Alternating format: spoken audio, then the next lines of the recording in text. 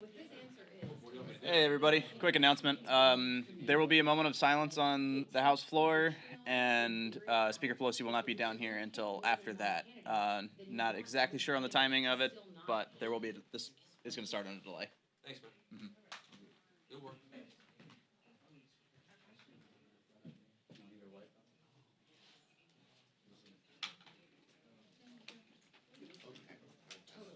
And we'll be very plain English about it.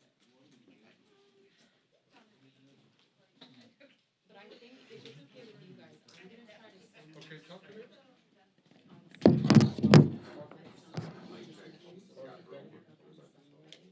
and then we can just leave gaps for where we're gonna plug and chug.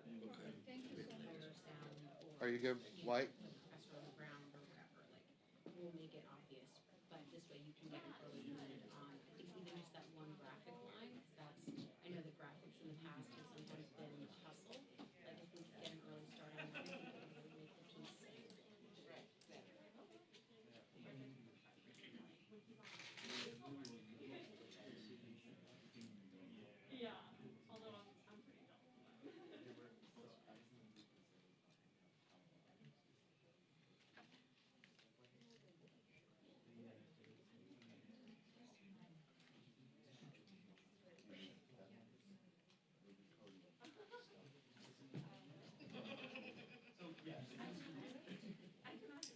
Well, that's why I'm saying I'll at least have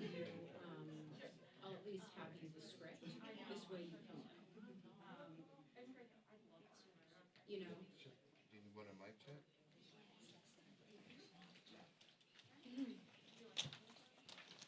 Hello, mic check 1 2 3 4 5 1 2 1 2 3 4 5. Mic check 1 2 3 4 5. Mic check 1 2 1 2 3 4 5. You good? Well, Morning Joe can You usually good? do a little better in the morning. Have them be able to.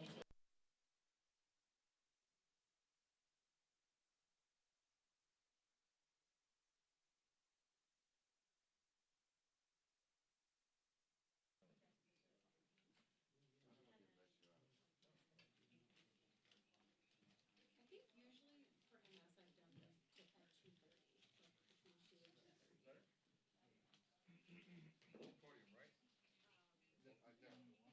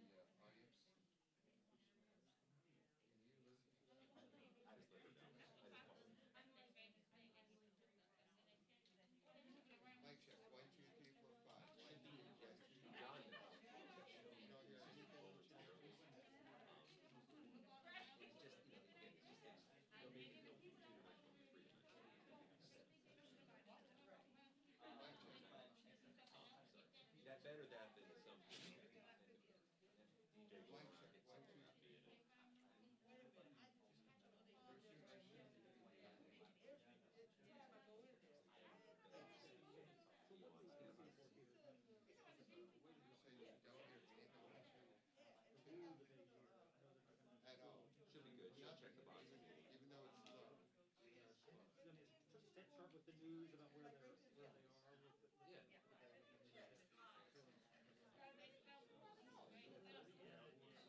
Oh, here we are. It's Shannon Dowling. Shannon is normal spelling. that's not gonna, Dowling, that's, D-O-W-L-I-N. I'll just keep it.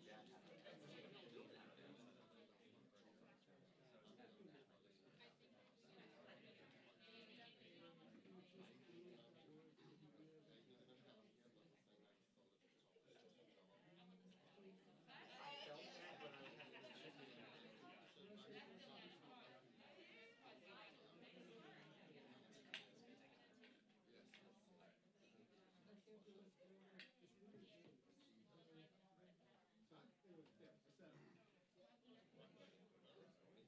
I will do this noon. It was cathartic for me.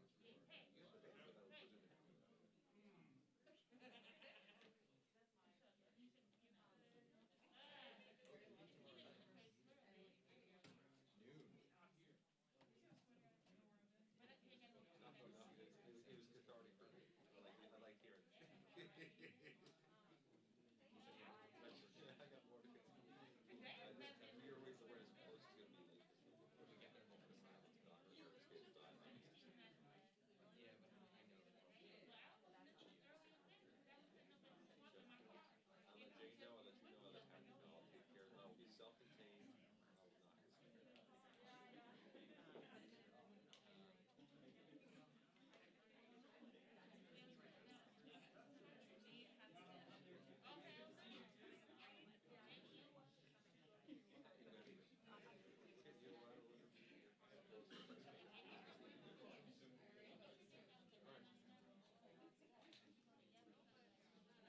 What the hell is this thing still? What's still in this thing? Now they can track you down no matter where you are.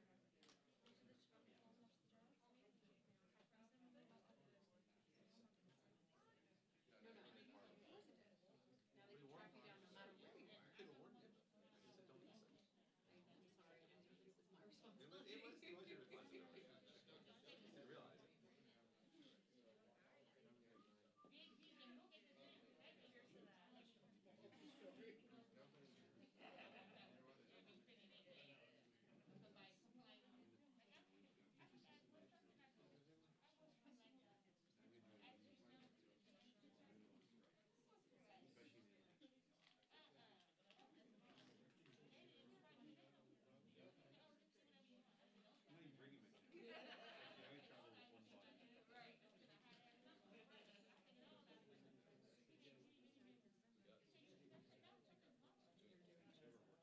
I'm not even bringing my ticket.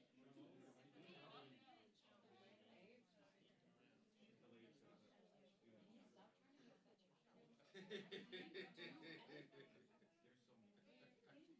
There's some.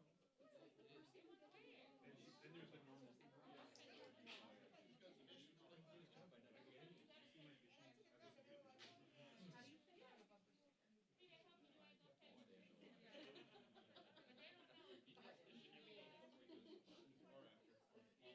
Please. Let me show you what's possible.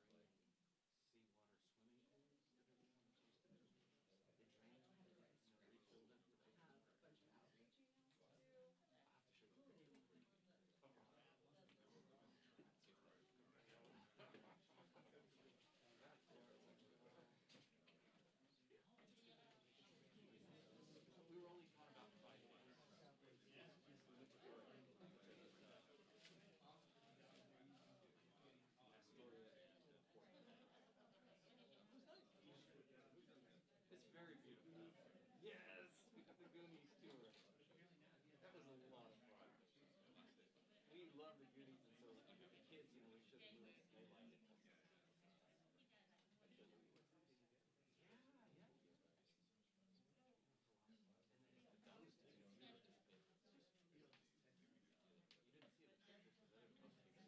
We went down there purposely at rock when the tide was all the way out. Like the lowest point that week. All these tidal features to show for us. So it's this beautiful green underneath. It's beautiful. Tidal features. Like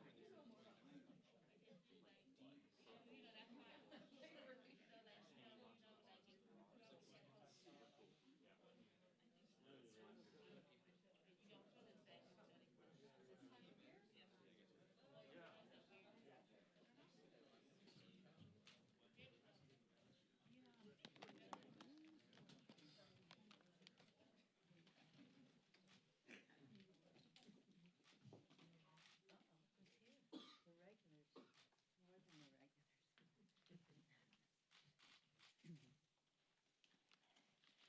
Good morning, everyone.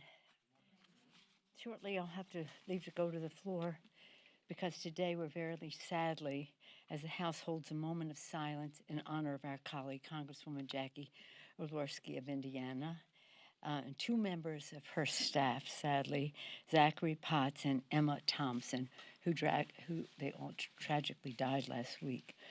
The Congresswoman was a lifelong proud Hoosier who lived a life of service. She was admitted by colleagues on both sides of the aisle, admired by colleagues on both sides of the aisle for her commitment to her constituents and her personal kindness. This bill on the floor right now is being chaired by Jim McGovern. She and Jim McGovern chaired the Hunger Caucus, and as I said, with great admiration for her. May it be a comfort to her family, her loved ones, and staff, and the loved ones of Zachary and Emma, that the whole House community mourns with them. It's so sad. It's so tragic. Okay, so some of you didn't come on the other day, Wednesday, when we had our presentation of our visit to Asia, following the president's emphasis and making a priority of Asia-Pacific initiatives as we go forward, his Indo-Pacific economic framework and the rest. And following up on that, we made the trip to Singapore, to Malaysia, to Taiwan, to Korea, and Japan. And since you weren't there, let me just say this. Maybe some of you were. We showed how we were received and how it was reported in the region. It was a very successful trip. A long time ago, before most of you were born, and maybe before your parents were born, there was a show on TV called That Was the Week That Was. David Frost was the host, and it was about a review of what happened the previous week, sort of in a intended to be comic vein. I don't know who thought it was funny or what. It depends on what side of the issues you were. But I did want to review this past week because it has been monumental. As I mentioned about our trip to Asia a week ago, we returned from that trip, and I bring like one of my proudest possessions that I have. This is SPAR 19. This is what the crew, each of the members of the crew have for their belongings and the rest. And they made one for me, and they signed it all, and they decided to make it in pink. Theirs is usually not pink, but it's the most wonderful prized possession that I have of how well they took care of us on this trip, which had 3 million people following the tail number. That was Friday. Again, we had our press event to talk about what happened there. We'll continue to have that on the ongoing about the importance of our Asian Pacific involvement under leadership of President Biden, as we also celebrated this week the president signing our approval of Finland and Sweden into NATO, looking to our transatlantic strength and friendships. Okay, so that was then Tuesday. The president signed the CHIPS and Science Bill. This was a remarkable, remarkable success for any of us who care about our country, our competitiveness, and our future. It declares our economic independence. We are much more self-reliant. It declares it strengthens our national security. It enhances our families' financial future. It ensures America can outcompete any nation on earth, and it does so in a way that has fairness and is inclusive and diverse as we go forward. The new law, a once-in-a-generation law, creates 100,000 new Davis-Bacon, that would be prevailing wage jobs, and returns America to a world leader in the semiconductor and chips manufacturing business. It has many House priorities. When you wear a mask a lot, of course, you kind of get sniffles, so we had to wear a mask a lot on our trip. Many House priorities, including to recruit a nation's best minds on an inclusive STEM workforce that will unleash innovation across the country, every place in our country, every community in our country. We thank our remarkable chairs for their vision and science-based work. We are proud of 100% Democratic vote and the bipartisan nature of the bill, and we, once again, commend our president. Then, that was Tuesday. Then on Wednesday, this is the week that is and was, the president signed the PACT Act, taking historic action to care for those who put their lives on the line for America and now suffer from devastated diseases. This could apply to approximately 3.5 million Americans. The PACT Act will save lives. It secures access to vital health care for potentially, so they say, 3.5 million veterans exposed to deadly toxins from burn pits, and empowers those harmed at Camp Lejeune because of the water supply there to have their day in court. As I always say, the inside maneuvering goes so far, the outside mobilization makes everything better here, and we thank the heroic veterans and advocates who made this law their life's work, and we're pleased that care will be delivered as soon as possible. In case you don't know what burn pits are, some of these are as large as, not a football field, 3 football fields. They throw all kinds of CRAP into it, literally, and things that might go by that name, into it, and it burns, and it has a terrible impact, causing cancer and the rest, and you don't even know about it until later. So this is it's a presumption of qualification for health care benefits if you were in that area and you are sick. It gets rid of all of that red tape to prove that it might be a connection. And today is really a glorious day for us. We send to the president's desk a monumental bill that will be truly for the people, the Inflation Reduction Act. I commend Leader Schumer. Did a masterful job in the Senate for his work to send the legislation to the president, to us, then to the president. Sadly, for all the good that it does, without one Republican vote. This legislation, and all major legislation championed by President Biden, from the American Rescue Package to infrastructure to the CHIPS and Science Act, is about loosening the stranglehold that special interests have had on the Congress, whether it's the fossil fuel industry, whether it's big pharma, and even just to go to gun safety, with the gun industry, loosening that grip and giving much more leverage to the people rather than to the special interest. Again, the IRA, you have to be, some of the Irish are a little sensitive about whatever, but the Inflation Reduction Act, it's a kitchen table issue. If you are sitting at your kitchen table and wonder how you're going to pay the bills, your health care bills, your prescription drug bills, this bill's for you. It finally enables Medicare to negotiate for the price of prescription drugs. It prevents excessive price hikes. It caps out-of-pocket prescription drugs to $2,000, extends the Affordable Care Act subsidies for 3 years to lock in lower premiums that save 13 million people an average of $800 a year. And then it combats the climate crisis, cuts carbon pollution by 40%, creates 9 million good-paying jobs, and brings energy costs down from like $500 to $1,000. We have been trying for decades to prevail, to win legislation that enabled the Secretary to negotiate for lower prices. Big Pharma has had a stranglehold on the Congress, so we couldn't get it done until now. This is a good first step. We always had bigger plans, we always do. But it's interesting that Big Pharma's leader has said the Democrats will pay for this. Really? For lowering costs for America's families for prescription drugs? Okay.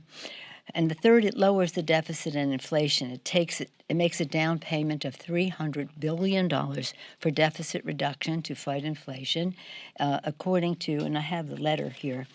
You should have this. I don't know if you all do. But this is a letter from 126 leading economists. 7 Nobel Prize winners are included. And this is what it says. It says, I can read it from there, or it says, these investments would be more than fully paid for. The revenue raised to finance them would come exclusively from wealthy individuals and corporations. Further, the revenue comes from enhancing the law enforcement at the IRS, tax enforcement, and closing some of the most distortionary loopholes in the tax code. It's quite a remarkable letter, and it's a short letter, but it has pages and pages of economists, including 7 Nobel laureates. And it is, again, it makes a difference at the kitchen table. And at the boardroom table, corporations will now have to, and the wealthy will now have to pay their fair share. No new taxes on families making more than, no new taxes on families making less than $400,000 or under, and no new taxes on small business. Not one middle-class personal filling out their taxes will pay higher taxes. Now, the other, again, we can talk about it if you wish. We can talk about the IRS and what we just talked about there, about how the rich will finally pay their fair share. This bill honors the Democrats' promise to American families. After we pass it and the president signs it into law, we will continue to fight for more of the family features of the bill that are not included in this legislation. This legislation is historic, it's transformative, and it is really a cause for celebration. We'll always put the people over politics in stark contrast to the position of the Republicans, with their extreme MAGA Republicans, criminalizing women's health care, planning to end Social Security and Medicare. Don't take it from me. Look at their own statements on this, and attacking democracy. So with that, that is the week that is, and a little bit it will be the week that was. When we pass this legislation, it will be ready in a matter of minutes for me to enroll it, and I'll go directly to the president for signature. Yes? Thank you, Madam Speaker. I have a question about the Inflation Reduction Act, but before I ask that, I want to get your opinion about another news about Iran. The Biden Justice Department charged an Iranian national who allegedly works for the IRGC with plotting to assassinate former White House employees and also former Secretary of State. I wanted to get your opinion about the Iran Republic of Iran trying to assassinate former U.S. officials under U.S. sword. And what comment would you expect from me to say? I mean, this is outrageous.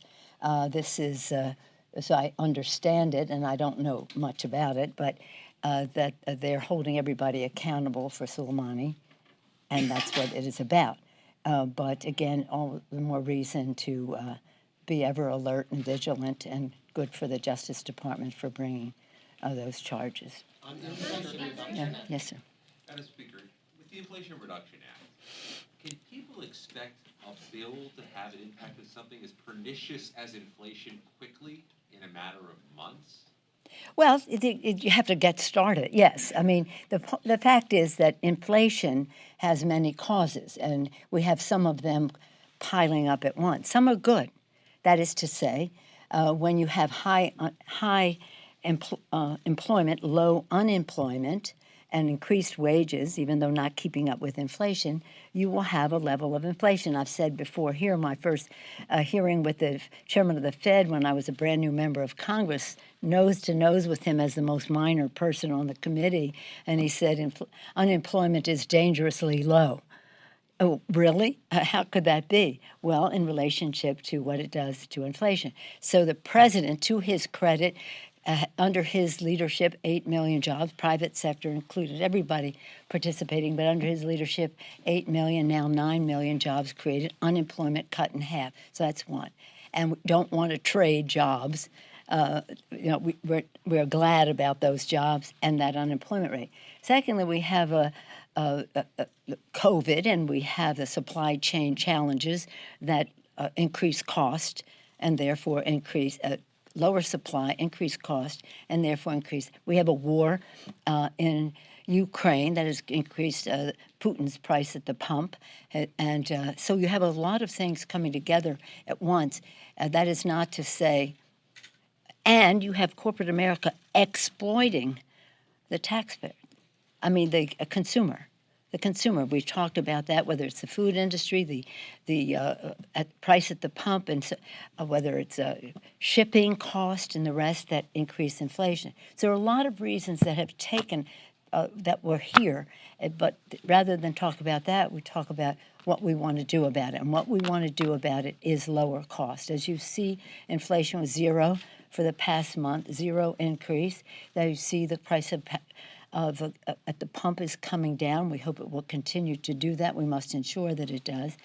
We passed legislation to reduce the cost of food. So we are, when you say pernicious, I agree with you, but we have to act upon it. And this legislation, as the economist said and the Nobel laureate said, will help with fighting inflation. How concerned are you about the rhetoric from Republicans around what's going on with Trump and the Department of Justice right now? Some of them saying that it's gone too far for the FBI to have done this. And secondly, do you want to see Congress open more investigations into the material that Trump allegedly took? Well, I appreciate your question, but let me respond in this way. As you probably know, I have about 30 years of experience in intelligence, one of the only leaders in Congress, and as far as anybody can remember, bringing security and intelligence to the office. So I watch this very carefully. Rather than some of the aspects of your question as worthy as they are, I think what is important now is to know the seriousness of what these documents were about, alleged to be about. We don't know. Well, hopefully we'll see more, but we don't want to see too much more because that might endanger our security. So when we talk about this, there are laws against the improper handling of this material. There are laws against that, and and we have to recognize that. This information, as it is coming across, and we'll know more later, is highly classified, well above top secret. It is again higher than top secret. It's top secret SCI. It is it's about our national security, as we are told, and we'll see how deeply it goes into that. So I think our concern is always to protect and defend. And protecting and defending means we do not frivolously treat the documents that relate to perhaps, as they're saying, and we'll find out, again, all alleged at this point. I don't know any more than is in the public domain. Everybody's holding it very tightly. That if the nature of this of these documents is what appears to be, this is very serious. Very serious. Given Yeah. that, though, do you want other congressional committees to I'm not concerned, but right now it's in an arena that we will see what happens next. It isn't, I'm not making plans about congressional investigations. Let's see what the course they're on is now. Yes, Josh? Have you been briefed on any aspect of this? No. That it was missing, that they were going to? No, nothing. You just know what's in the public No, domain? no, just know what's in the public domain. And what's in the public domain is, a president can declassify anything.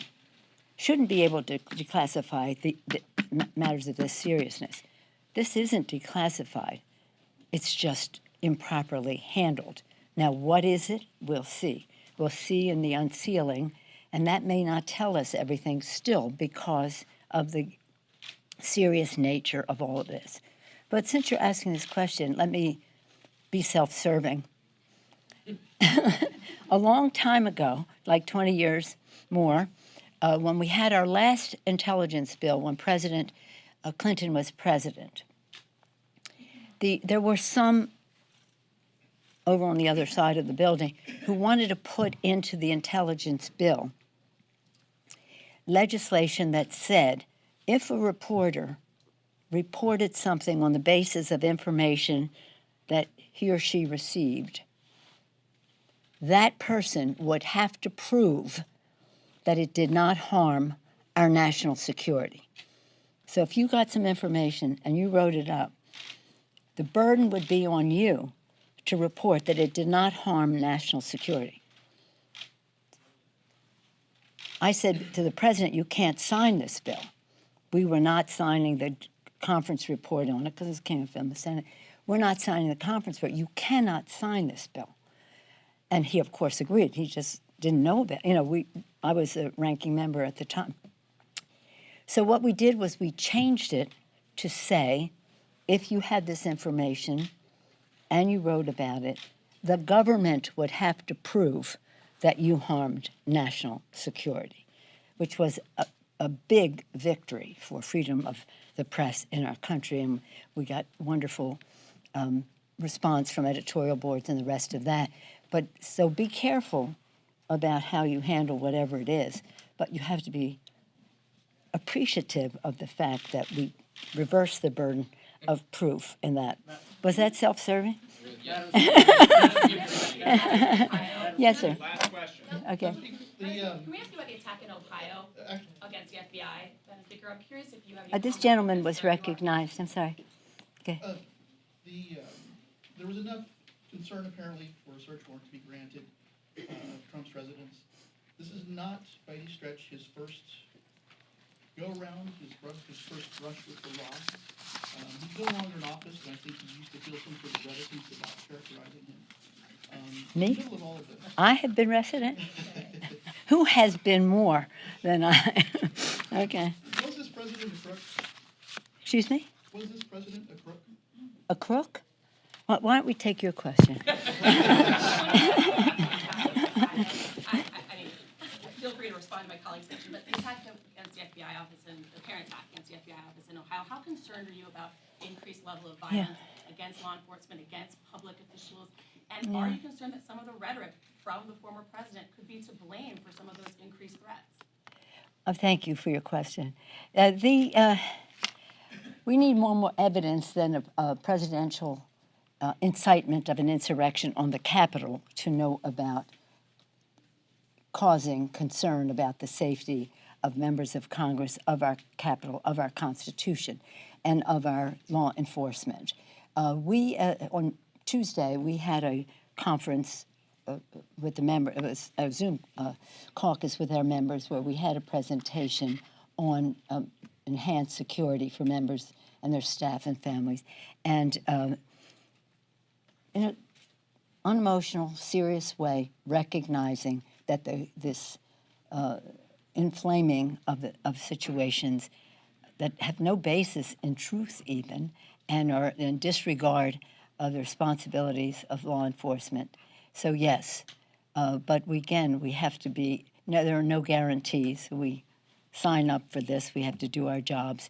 I know very well how vicious they can be for a long time now, but certainly enhanced, if that's the word, exacerbated by the statements of the president. You would think there would be an adult in the Republican room that would say, just calm down, see what the facts are, and let's go for that, instead of instigating assaults on law enforcement. Thank you all very much. We have to go to the floor for the moment of silence now. Thank you.